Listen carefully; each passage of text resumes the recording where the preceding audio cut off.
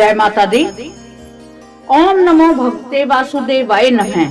आज हम भगवान कृष्ण की महिमा का जो पाठ है, जो उन्होंने अर्जुन को गीता का ज्ञान दिया था, उसका प्रथम अध्याय का हम श्रवण करने जा रहे हैं, जिससे भगवान कृष्ण जी की, भगवान वासुदेव की हम पर विशेष कृपा होती है।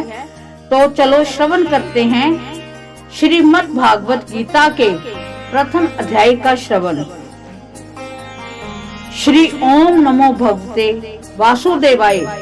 वासुदेव विश्वेश्वराय आदि पुरुष अपरंपार अलेख पुरुषाय नमः। जगत बंधु ज्योति स्वरूप जिये की जानन हार, हर्यश मांगन आयो दास प्रभु के द्वार। जो अर्जुन को श्री भगवान जी ने गीता ज्ञान दिया है, सो मुझको मिले भय भंजन भगवान श्री कृष्ण चंद्र जी से किशोर दास मांगता है कि हे प्रभु, गीता ज्ञान के उच्चारण करने से तेरे पूर्ण ब्रह्म को पाता है। हे प्रभु, मैं आपकी शरण में पड़ा हूँ, मैं दीन हूँ, गरीब हूँ, और आप कैसे हो जो संतों की विनय को मान लेते हो। हे कमला बल्लभ श्री कृष्ण भगवान जी, हे कृपा निधान जी, तेरे संतों एवं भक्तों के वास्ते मैं ये गीता ज्ञान भाषा में कहता हूँ। प्रथम अध्याय प्रारंभ। जब कौरव और पांडव महाभारत के युद्ध को चले, तब राजा धृतराष्ट्र ने कहा कि मैं भी युद्ध देखने चलूंगा। तब श्री वेद व्यास जी बोले कि हे राजन, नेत्रों के बिना कैसे देखोगे। राजा धृतराष्ट्र ने कहा कि हे प्रभु जी, देखूंगा नहीं तो श्रवण तो करूंगा। तब व्यास जी बोले कि हे राजन, तेरा सारथी संजय जो कुछ महाभारत के युद्ध की लीला कुरुक्षेत्र में होगी, सो तुझे यहाँ बैठे ही श्रवण करावेगा। वेद व्यास जी के मुख से ये वचन सुन संजय ने विनय करी, हे प्रभु, यहाँ हस्तिनापुर में कुरुक्षेत्र की लीला मैं कैसे जानूंगा तथा राजा से किस भांति कहूँगा।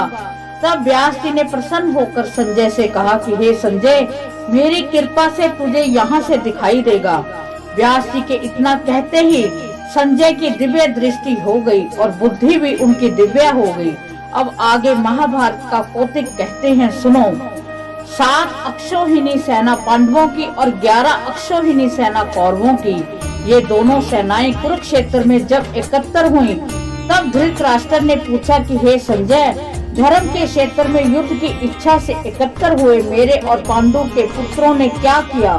संजय ने कहा कि पांडवों की सेना को व्यूह रचना सहित देखकर दुर्योधन द्रोणाचार्य के समीप जाकर कहने लगे कि हे आचार्य, देखिए आपके शिष्य बुद्धिमान द्रुपद पुत्र ने पांडवों की बड़ी सेना की कैसे व्यूह रचना की है। इस सेना में अर्जुन, भीम, बड़े बड़े धनुर्धारी वीर, विराट, महारथी, द्रुपद, धूष्टकेतु, चेकितान, बलवान, पुरुजित, कुंती भोज, नरों में श्रेष्ठ शैव्य, पराक्रमी, युधामन्यु, बलवान, उत्तमौजा, अभिमन्यु व द्रौपदी के 5 पुत्र सबके सब महारथी हैं। हे ब्राह्मण श्रेष्ठ, आपके स्मरणार्थ अब मैं आपकी सेना के प्रधान सेनापतियों के नाम वर्णन करता हूँ। आप भीष्म पितामह कर्ण, कुल गुरु कृपाचार्य, अश्वत्थामा, विकर्ण, भूरिश्रवा और बहुत से शूरवीर मेरे लिए प्राण तक देने को तैयार हैं। ये लोग शास्त्र चलाने में बहुत चतुर हैं और सब युद्ध विद्या में प्रवीण हैं। हमारी सेना जिसके भीष्म पितामह रक्षक हैं, अपार बल है। उसकी सेना के जिसके भीम रक्षक हैं, उसमें थोड़ा सा बल है। अब आप सब अपने मोर्चों पर सावधान रहकर सेनापति भीष्म पितामह की रक्षा कीजिए। कुरु वृद्ध भीष्म पितामह ने दुर्योधन को प्रसन्न करते हुए ऊंचे स्वर में गरजते हुए शंख बजाया। फिर चारों ओर शंख, नगाड़े, ढोल, गोमुखादि अनेक बाजे बजने लगे, जिनका बड़ा भयंकर शब्द हुआ। इसके अनंतर सफेद घोड़ों के रथ पर बैठे श्री कृष्ण और पांडव अर्जुन ने भी दिव्य शंखों को बजाया। श्री कृष्ण ने 5 जन्य और अर्जुन ने देवदत्त नामक शंखों को और भीषण कर्म करने वाले भीम ने पौंड्रिक नामक बड़े शंख को बजाया। कुंती पुत्र धर्मराज युधिष्ठिर ने अनंत विजय, नकुल ने सुघोष, सहदेव ने मणि पुष्पक तथा महान धनुर्धर काशीराज, शिखंडी, दुष्ट धुमन, विराट, अपराजित, सत्यकी, राजा द्रुपद और द्रौपदी के 5 पुत्र तथा महाभाऊ अभिमन्यु, इन सब वीरों ने अपने अपने शंख को बजाया। उन शंखों के भारी शब्द से आकाश और पृथ्वी गूंज उठे और धृतराष्ट्र के पुत्रों के हृदय कांप उठे। हे राजन, अर्जुन ने कौरवों को युद्ध के लिए प्रस्तुत देखकर श्री कृष्ण से कहा कि हे अच्युत, मेरा रथ दोनों सेनाओं के बीच में खड़ा कीजिए, जिससे मैं युद्ध करने वालों को देख लूं। इस रणभूमि में मुझे किन किन के साथ युद्ध करना चाहिए। दुर्बुद्धि दुर्योधन से प्रीति करने वाले जो युद्ध के लिए यहाँ एकत्र हुए हैं, उनको देख सकूं।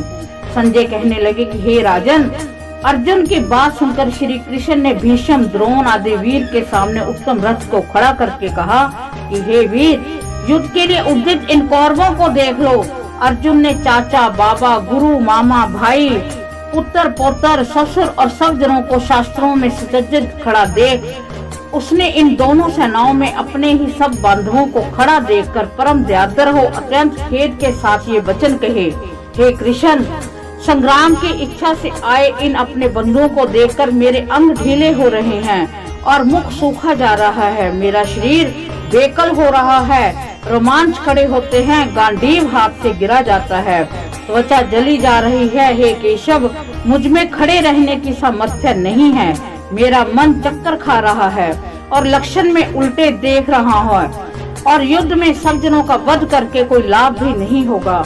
और हे कृष्ण, मैं जीतकर राज्य व सुख भी नहीं चाहता हूँ।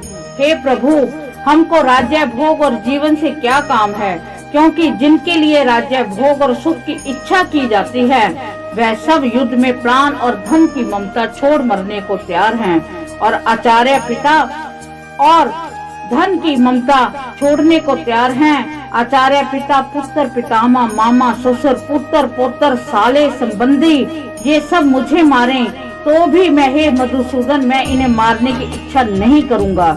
हे जनार्दन, त्रिलोकी के राज्य के लिए भी मैं इन्हें नहीं मारना चाहता, फिर इस पृथ्वी के लिए तो कहना ही क्या है। हे जनार्दन, धृतराष्ट्र के पुत्रों को मारकर हमारा क्या होगा।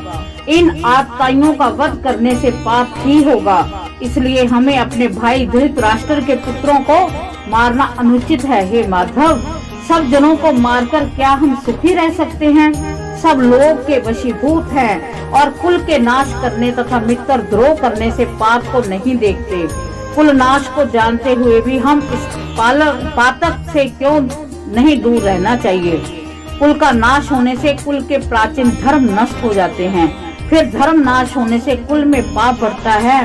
हे श्री कृष्ण, पाप से कुल की स्त्रियां व्यभिचारिणी हो जाती हैं, जिनसे वर्ण शंकर संतान उत्पन्न होती है।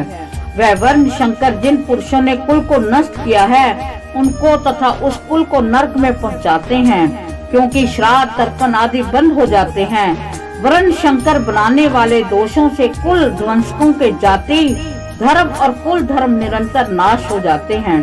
हे जनार्दन, मैंने बराबर सुना है कि कुल धर्म नष्ट होने से निश्चय नरक वास करना होता है।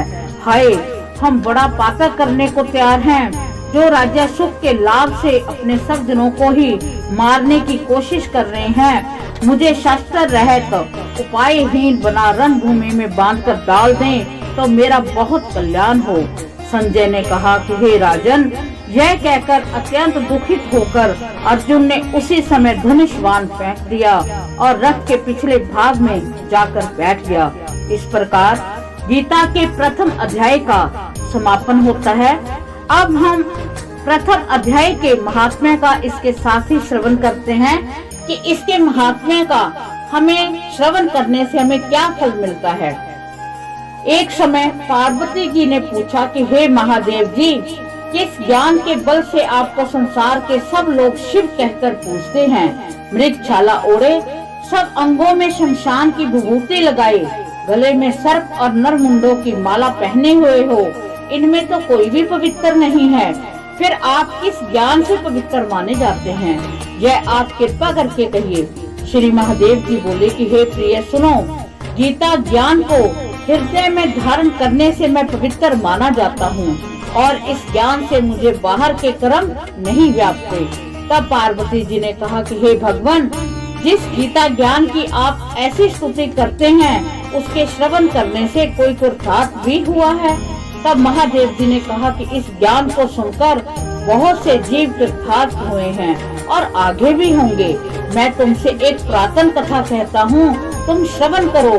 एक समय पाताल लोक में शेषनाग की शैया पर श्री नारायण जी नैन मूंद कर आनंद में मगन थे। उस समय भगवान के चरण दबाते हुए श्री लक्ष्मी जी ने पूछा कि हे प्रभु, निद्रा और आलस्य तो उन पुरुषों को व्यापता है जो तामसी हैं, फिर आप तो तीनों गुणों में अतीत हो। श्री नारायण प्रभु वासुदेव हो, आप जो नेत्र मूंद रहे हो, इससे मुझको बड़ा आश्चर्य है। श्री नारायण जी बोले कि हे लक्ष्मी, मुझको निद्रा आलस्य नहीं व्यापता। एक शब्द रूप जो भगवत गीता है, उसमें जो ज्ञान है उसके आकार रूप है। जैसे ये गीता शब्द रूप अवतार है, इस गीता में ये अंग है। 5 अध्याय मेरा मुख है, 10 अध्याय मेरी भुजा है, 16वां अध्याय मेरा हृदय है और मन और मेरा उदर है, 17वां अध्याय मेरी जंगा है, 18वां अध्याय मेरे चरण है। गीता के सब श्लोक ही मेरी नाड़ियां हैं। जो गीता के अक्षर हैं वही मेरा रोम है। ऐसा मेरा शब्द रूपी जो गीता ज्ञान है, उसी के अर्थ में हृदय में विचार करता हूँ और बहुत आनंद को प्राप्त होता हूँ। लक्ष्मी जी बोली कि हे श्री नारायण जी, जब श्री गीता जी का इतना ज्ञान है तो उनको सुनकर कोई जीव कृतार्थ भी हुआ है, तो मुझसे कहो। तब श्री नारायण जी ने कहा कि हे लक्ष्मी, गीता ज्ञान को सुनकर बहुत से जीव कृतार्थ हुए हैं, सो तुम श्रवण करो। एक शूद्र वर्ण प्राणी था जो चांडालों के कर्म करता था और तेल लवण का व्यापार करता था। उसने एक बकरी पाली। एक दिन वह बकरी चराने को वन में गया और वृक्षों के पत्ते तोड़ने लगा। वहाँ उसे एक सर्प ने डस लिया, जिससे वह तुरंत मर गया। मरकर उसने बहुत नरक भोगे, फिर बैल का जन्म पाया। उस बैल को एक भिक्षुक ने मोल लिया। वह भिक्षुक उस पर चढ़कर सारे दिन भिक्षा मांगता फिरे। जो कुछ भिक्षा मांग कर लावे वह अपने कुटुंब के साथ बैठकर खावे। वह बैल सारी रात द्वार पर बंधा रहे, उसके खाने पीने की खबर ना लवे। कुछ थोड़ा सा भूसा उसके आगे डाल देवे। जब दिन चढ़े फिर बैल पर चढ़कर मांगता फिरे। कई दिन गुजरे तो वह बैल भूख से मारा गिर पड़ा, किंतु प्राण नहीं निकले। नगर के लोगों ने देखा उस बैल को कोई तीर्थ का फल दे, कोई व्रत का फल दे, तब भी उस बैल के प्राण नहीं छूटे। एक दिन गणिका आई। उसने लोगों से पूछा कि ये कैसी भीड़ है, तो उन्होंने कहा कि इसके प्राण नहीं निकलते, अनेक पुण्यों का फल दे रहे हैं, तो भी इसकी मुक्ति नहीं होती। तब गणिका ने कहा कि मैंने जो कर्म किया है उसका फल मैं इस बैल को निमत दिया। इतना कहते ही बैल की मुक्ति हो गई। तब बैल ने एक ब्राह्मण के घर में जन्म लिया। पिता ने उसका नाम सुशर्मा रखा। जब वह बड़ा हुआ तो पिता ने इसको पढ़ाया। तब उसको पिछले जन्म की सुध रही थी। उसने एक दिन मन में विचार किया कि जिस गणिका ने मुझे बैल की योनि से छुड़ाया था, मैं उसका दर्शन करूं। विप्र चलते चलते गणिका के घर गया और कहा, तू मुझे पहचानती है? गणिका ने कहा कि मैं नहीं पहचानती कि तू कौन है। मेरी तेरी क्या पहचान है? तू विप्र और मैं वैश्य हूँ। तब विप्र ने कहा कि मैं वही बैल हूँ जिसको तूने अपना पुण्य दिया था, तब मैं बैल की योनि से छूटा था। अब मैं विप्र के घर जन्मा हूँ, तू वह अपना पुण्य बता। गणिका ने कहा कि मैंने अपने जाने पुण्य नहीं किया, परंतु मेरे घर एक तोता है, वह सवेरे कुछ पढ़ता है, मैं उसके वाक्य सुनती हूँ। उस पुण्य का फल मैंने तेरे निमित्त दिया है। तब विप्र ने तोते से पूछा कि तू सवेरे क्या पढ़ता है? तोते ने कहा कि मैं पिछले जन्म में विप्र का पुत्र था। पिता ने मुझे गीता के पहले अध्याय का पाठ सिखाया था। एक दिन मैंने गुरु से कहा कि मुझको आपने क्या पढ़ाया है? तब गुरुजी ने मुझे शाप दिया कि तू सुआ हो जा। तब मैं सुआ हुआ। एक दिन फंदक मुझे पकड़कर ले गया। एक विप्र ने मुझे मोल ले लिया। वह विप्र भी अपने पुत्र को गीता का पाठ सिखाता था। तब मैंने भी ये पाठ सीख लिया। उसी दिन विप्र के घर में चोर घुस पड़े। उनको धन प्राप्त न हुआ, किंतु वह मेरा पिंजरा उठाकर ले गए। उनकी ये गणिका मित्र थी। वह मुझे इसके पास ले आई। सो मैं नित्य प्रातः गीता के पहले अध्याय का पाठ करता हूँ। वही यह गणिका सुनती है, पर इस गणिका की समझ में नहीं आता जो मैं पढ़ता हूँ। वही इस गणिका ने तेरे निमित्त दिया था। वह श्री गीता जी के पहले अध्याय का पाठ का फल है। तब विप्र ने कहा कि हे तोते, तू भी विप्र है, मेरे आशीर्वाद से तेरा कल्याण हो। सो हे लक्ष्मी। विप्र के इतना कहते हुए तोता भी मुक्ति को प्राप्त हुआ। तब गणिका ने बुरे कर्म छोड़ भले कर्म ग्रहण किए, नित्य प्रति स्नान करे और श्री गीता जी के प्रथम अध्याय का पाठ करे। इससे उसकी भी मुक्ति हुई। इस प्रकार हमने गीता के प्रथम अध्याय का श्रवण किया है और उसके साथ हमने श्रीमद् भगवत गीता के प्रथम अध्याय के महात्म्य को भी श्रवण किया है।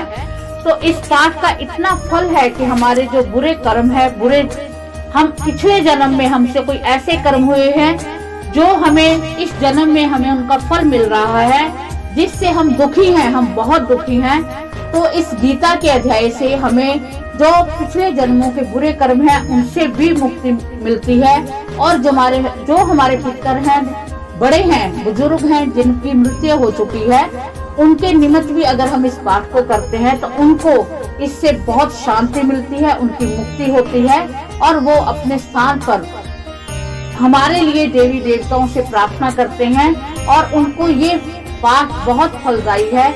आम पाठ करने वालों को भी फलदायी है और जो पितर लोक में है उनके लिए भी फलदायी है। और इससे हमें भगवान श्री कृष्ण की विशेष कृपा मिलती है, भगवान वासुदेव की विशेष कृपा मिलती है, भगवान श्री नारायण की, भगवान शिव की, जो खुद इस पाठ में मगन हुए रहते हैं। तो उनकी हम विशेष कृपा पाने के लिए इस पाठ में हमसे कोई गलती हो गई है तो हम उनसे क्षमा चाहते हैं और हम भगवान कृष्ण जी से प्रार्थना करते हैं कि वो भी हमें अपना आशीर्वाद दें और हमारे सभी बुरी कर्मों से हमें दूर करें।